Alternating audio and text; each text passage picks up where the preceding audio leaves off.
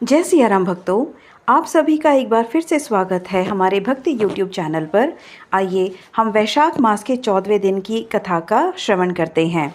श्रुतदेव कहने लगे कि मेष की संक्रांति में वैशाख मास में प्रातःकाल स्नान कर मधुसूदन भगवान का पूजन करके जो इस मनोहर कथा को सुनते हैं वह सीधे विष्णुलोक को जाते। जो दुर्बुद्धि होती हुई कथा को छोड़कर अन्य काम करने में लग जाते हैं वे रोरक नरक में जाकर पिशाच योनि पाते हैं।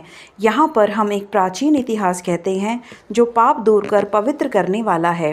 प्राचीन काल में गोदावरी के किनारे ब्रह्मेश्वर क्षेत्र में ब्रह्मनिष्ठ बड़े परमहंस दुर्वासा ऋषि के 2 शिष्य थे। वे सदा उपनिषद शास्त्रों में निष्ठावान थे। उन्हें किसी से कुछ अपेक्षा नहीं थी। भीख मांगकर जो कुछ मिलता उसी को खाकर पर्वत की गुफा में रहते थे।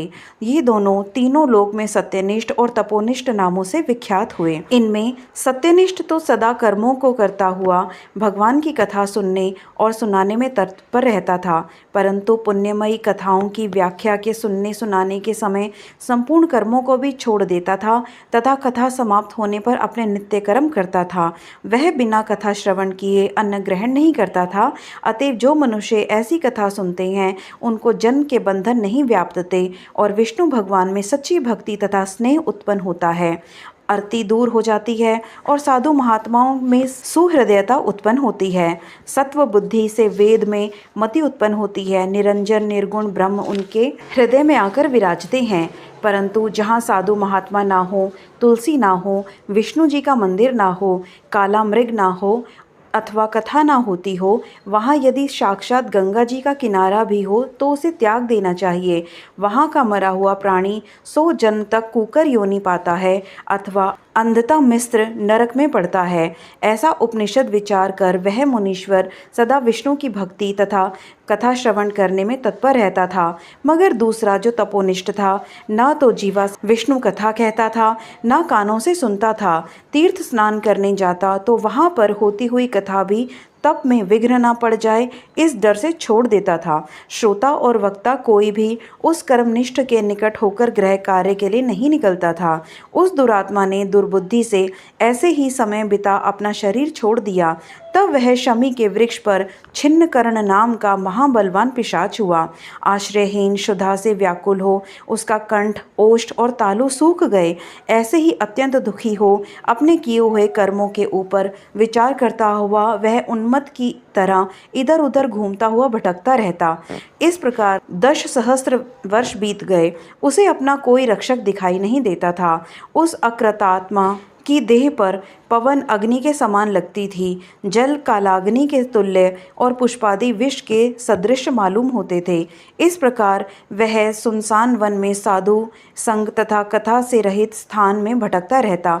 कदाचित देवयोग से सत्यनिष्ठ पैठिनसीपुरी में आया। मार्ग में उसे क्षुधा से अत्यंत पीड़ित तथा अत्यंत दुखी छिन्नकर्ण नामक पिशाच को देखा। उसे देख मुनीश्वर कहने लगे, डर मत, तू कौन है? तेरी यह दशा कैसे हुई? अब से आगे तुझे दुख नहीं होगा। सत्यनिष्ठ के ऐसे आश्वासन देने से छिन्नकर्ण अत्यंत व्याकुल हो कहने लगा, हे प्रभो, मैं दुर्वासा का शिष्य तपोनिष्ठ नाम का व्यक्ति हूँ। मैं ब्रह्मेश्वर क्षेत्र का निवासी हूँ। कर्मों के लोप हो जाने के भय से अपनी दुर्बुद्धि के कारण महात्माओं द्वारा कही हुई विष्णु कथा का आदर नहीं किया। उसी कर्म के घोर परिणाम से मेरी मृत्यु हुई और छिन्नकर्ण नामक पिशाच बन दुख से अत्यंत व्याकुल हुआ हूँ। आज मेरा भाग्य फिर गया। मेरे ऊपर सब देवता, गुरु तथा साधु संतुष्ट हैं। हरि भगवान मेरे ऊपर प्रसन्न हैं जो आपके दर्शन हुए। इस प्रकार छिन्नकर्ण त्राही त्राही करता हुआ चरणों पर गिर पड़ा। तब महायशस्वी सत्यनिष्ठ ने उसे दोनों हाथों से उठाकर अपने सुकृत का पुण्य और वैशाख मास को क्षण भर सुनने का फल दिया, जिससे उसके पाप तत्काल दूर हो गए और पिशाच की यानी छोड़ दिव्य देह धारण कर महामुनि की परिक्रमा व प्रणाम कर दिव्य विमान में बैठ विष्णुलोक को गया और सत्यनिष्ठ पैठिनसीपुरी को गया तथा बारंबार महात्म्य श्रवण की चिंता करने लगा। श्रुतदेव बोले, जहाँ शुभ फल देने वाली, सब लोगों के पाप दूर करने वाली विष्णु भगवान की कथा होती है, वहाँ सब तीर्थ और अनेक क्षेत्र आ जाते हैं तथा वहाँ के निवासियों को मुक्ति प्राप्त होती है, इसमें संदेह नहीं है। इस प्रकार यह 14वां अध्याय अध्याय संपूर्ण हुआ। आशा करती हूँ आपको यह अध्याय पसंद आया होगा। धन्यवाद।